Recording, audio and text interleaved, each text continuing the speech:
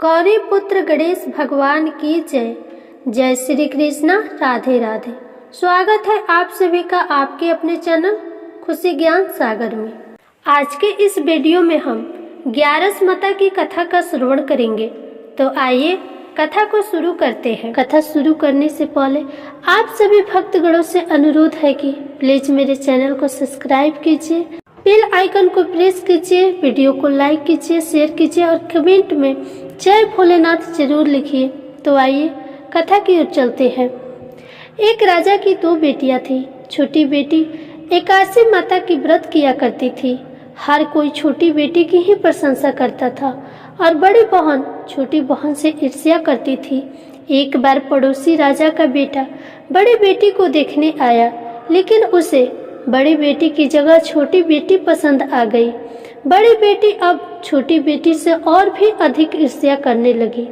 इस ईर्ष्या के चलते वह तरह तरह से अपनी बहन को मारने की कोशिश किया करती थी। एक बार वे लड्डू में जहर मिलाकर अपनी बहन को खिलाने की कोशिश करती है और एक बार मटके में जहरीला सांप रखकर अपनी छोटी बहन के कमरे में रख देती है। एक बार तो वे अपनी छोटी बहन को पनघट पर पानी भरने के लिए ले जाती है और धोखे से कुएं में धक्का देती है, पर हर बार 11 माता उसे बचा लेती है क्योंकि वह 11 माता की परम भक्त होती है। बड़ी बहन अब बहुत परेशान हो गई कि ये अब किसी भी तरह नहीं मरती।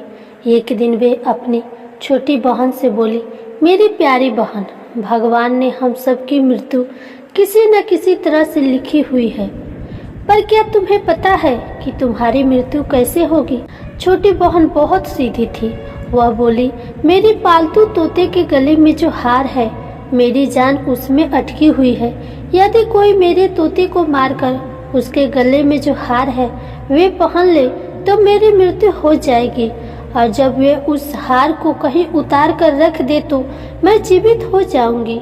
उस रात छोटी बहन अपने पिता के पास गई और बोली, पिताजी, मुझे शक है, यदि मैं मर जाऊं तो मेरी लाश को जलाने की बजाय पुराने महल में एक खाट पर सुला देना। पिताजी बोले, प्यारी बेटी, तुम ऐसा क्यों बोल रही हो? 2 दिन बाद तो तुम्हारी शादी है। तब छोटी बेटी बोली, पिताजी, समय का क्या भरोसा, अब शादी का दिन भी आ गया। शादी वाले दिन बड़ी बहन छोटी बहन के तोते को ढूंढती है, लेकिन उसे तोता कहीं नहीं मिलता। तभी दरवाजे पर बारात आ जाती है। वरमाला की कार्य संपन्न हो जाती है, फेरों की रस्में शुरू हो जाती है और दूसरी ओर बड़ी बहन को भी छोटी बहन का तोता मिल जाता है। वह तोते को मारकर हार खुद पहन लेती है। वहीं छोटी बहन के 3.5 फेरे हो जाते हैं। बड़ी बहन के हार पहनते ही छोटी बहन मूर्छित होकर गिर जाती है। यह देख सारे बारातियों में हलचल मच जाती है कि राजकुमारी को क्या हुआ। सब डर जाते हैं। तब राजा हकीम को बुलवाते हैं। छोटी राजकुमारी को महल में ले जाकर लेटा दिया जाता है। वैद्य हकीम बोलते हैं, हमने तो यह पहली बार देखा है कि राजकुमारी ना तो मरी है और ना तो जीवित है, यह तो एक जिंदा लाश के समान है। हकीम की बात सुनकर राजा परेशान हो जाते हैं और हकीम से कहते हैं कि आप बाहर जाकर बोले कि राजकुमारी बेहोश है, थोड़ी देर में ठीक हो जाएगी। यदि आप ऐसा नहीं कहेंगे तो मैं आपको मृत्यु दंड दूंगा।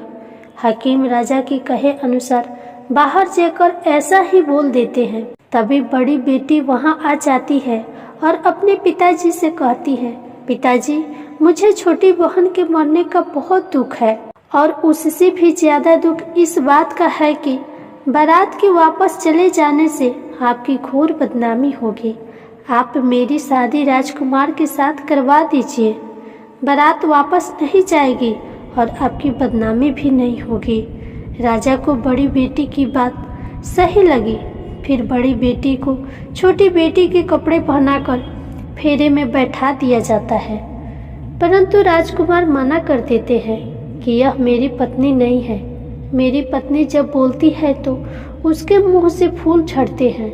लेकिन सभी समझा बुझाकर राजकुमार के बचे हुए 3.5 फेरे बड़ी राजकुमारी के साथ करवा दिया जाता है और फिर बड़ी बेटी को राजकुमार के साथ विदा कर दिया जाता है, लेकिन राजकुमार बड़ी बेटी के हाथ से ना तो पानी पीते हैं और ना ही उनसे बात करते हैं और ना उसका बनाया हुआ खाना खाते हैं। राजकुमार मन ही मन सोचते हैं कि मैं पता लगाकर रहूँगा कि मेरी पत्नी के साथ क्या हुआ है। एक दिन राजकुमार बड़े दुखी मन से घोड़े पर बैठ के कहीं जा रहे होते हैं। तभी घोड़ा वहीं जाकर रुका जहाँ छोटी राजकुमारी की अधमरी लाश को रखा गया था। राजकुमार ने घोड़े को आगे चलाने की बहुत कोशिश की, लेकिन घोड़ा चलने को तैयार नहीं हुआ। राजकुमार ने सोचा कि घोड़ा यहाँ क्यों रुक गया, कोई तो वजह है कि घोड़ा यहाँ से जा नहीं रहा।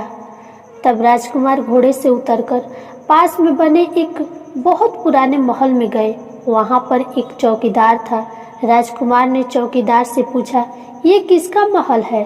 तब चौकीदार ने बताया, यह राजा का पुराना महल है। तब राजकुमार समझ गए कि यह महल तो उनके ससुर जी का ही है। तभी राजकुमार ने अंदर खाट पर किसी को सोते हुए देखा और उसकी ओर इशारा करते हुए बोले, यहाँ कौन सो रहा है? तब चौकीदार ने कहा, यह राजा की छोटी बेटी है जो विवाह के दिन बेहोश हो गई थी। तब राजकुमार बोले, यह तो मेरी पत्नी है जिसके साथ मैंने 3.5 फेरे लिए थे। तब राजकुमार ने चौकीदार से कहा, मेरे यहाँ आने के बारे में तुम किसी को मत बताना, मैं तुम्हें बहुत धन दूंगा। चौकीदार मान गया। फिर राजकुमार महल के अंदर खाट के पास गए और बचे हुए 3.5 फेरे उसने खाट के साथ लिए और वे पूरा दिन रानी की खाट के साथ बैठा रहा। जब रात हुई तो छोटी रानी जीवित हो गई और उसने अपने पति को देखा। अपने पति को देखकर वह रोने लगी। तब राजकुमार ने पूछा, तुम विवाह के दिन बेहोश हो गई, तब तुम्हारे पिता ने मेरी शादी तुम्हारी बड़ी बहन से तो करवा दी, परंतु मैंने तुम्हारी बड़ी बहन को स्वीकार नहीं किया। मुझे पूरी बात बताओ कि तुम बेहोश कैसे हुई और अब रात के समय तुम जीवित हो गई, इसके पीछे क्या राज है? तब छोटी राजकुमारी ने अपने पति को तोते और हार वाली सारी बात बताई और यह भी बताया कि मैंने अपनी बड़ी बहन को तोते के गले में पड़े हार के बारे में बताया था। मेरी बहन मुझसे बहुत ईर्ष्या करती थी। उसने कई बार मुझे मारने की कोशिश भी की, पर ग्यारस माता ने मुझे हर बार बचा लिया। मेरे पालतू तोते के गले में जो हार था वे मेरी बड़ी बहन पहन लेती है और रात को उतार देती है, इसीलिए मैं सारा दिन मूर्छित रहती हूँ और रात में जीवित हो जाती हूँ। यदि वे हार मुझे वापस मिल जाए तो मैं हमेशा के लिए जीवित हो सकती हूँ। यह सब सुनकर राजकुमार बहुत हैरान हुआ और बोला, कोई बहन भी ऐसा कर सकती है? यह सब सुनने के बाद राजकुमार पूरा दिन रात वहीं रहने लगा। बड़ी रानी ने दासियों को भेजकर पता लगाना चाहा कि आजकल राजकुमार दिन रात कहाँ रहते हैं, परंतु किसी को कुछ न पता चला। उधर छोटी रानी गर्भवती हो गई।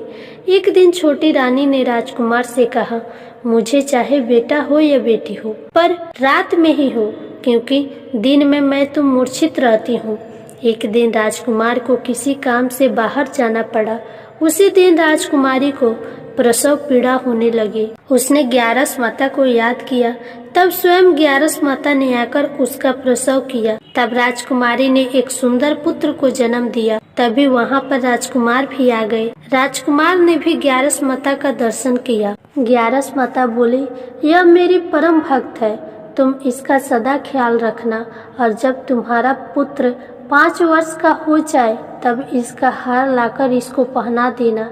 देखते ही देखते कुंवर 5 वर्ष का हो गया था। एक दिन राजकुमार को किसी काम से शहर जाना पड़ा। जाते हुए उसने कुंवर से कहा, हे पुत्र, तुम अपनी माँ की खाट के पास ही रहना, मैं जल्द ही काम निपटा कर आता हूँ। तब बड़ी रानी के दासियों ने राजकुमार को पुराने महल से निकलते हुए देख लिया और उन्होंने कुंवर को वहाँ से उठवा लिया। फिर कुंवर के 2 टुकड़े कर दिए, एक टुकड़ा चक्की के नीचे और दूसरा टुकड़ा पलंग के नीचे रखवा दिया। रात्रि के समय छोटी रानी कुंवर को वहां न देखकर ग्यारस माता को याद करती है और ग्यारस माता भिखारिन के रूप में बड़ी रानी के महल में जाती है। तब बड़ी रानी अपनी दासियों को भिक्षा देने के लिए भेज देती है, परंतु ग्यारस माता कहती है, मैं तो तुम्हारी रानी के हाथों से भिक्षा लूंगी। दासियां यह बात बताने जब बड़ी रानी के पास जाती है, तब ग्यारस माता बिल्ली के रूप में महल के अंदर आ जाती है और कुंवर के टुकड़ों को जोड़कर उनमें प्राण संचार कर देती है। फिर वे कुंवर को लेकर पुराने महल चली जाती है। छोटी रानी अपने पुत्र को देखकर बहुत खुश होती है। एक दिन राजकुमार कुंवर को लेकर अपने महल में जाते हैं और बड़ी रानी से कहते हैं, यह बच्चा मेरे बड़े दूर के रिश्तेदार के बहन का है। यदि तुम पूरे मन से इस बच्चे को प्यार करोगे तो शायद मेरा दिल तुम पर आ जाए। तब बड़ी रानी उस बच्चे को बड़े प्यार से महल में रखती है। एक दिन राजकुमार कुंवर से कहते हैं, तुम अपनी मामी के गले में लगे हुए हार को उनसे मांग लो, फिर हम वे हार लेकर तुम्हारे माँ के पास चलेंगे, परंतु यह बात अपनी मामी को मत बताना। फिर कुंवर बड़ी रानी के पास जाकर बोले, मामी मामी मुझे अपना हार दे दो।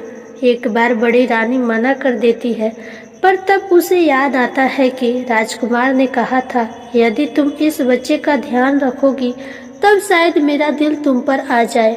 इतना सोचकर वे हार कुंवर को दे देती है और कुंवर उस हार को अपने पिता को दे देते हैं।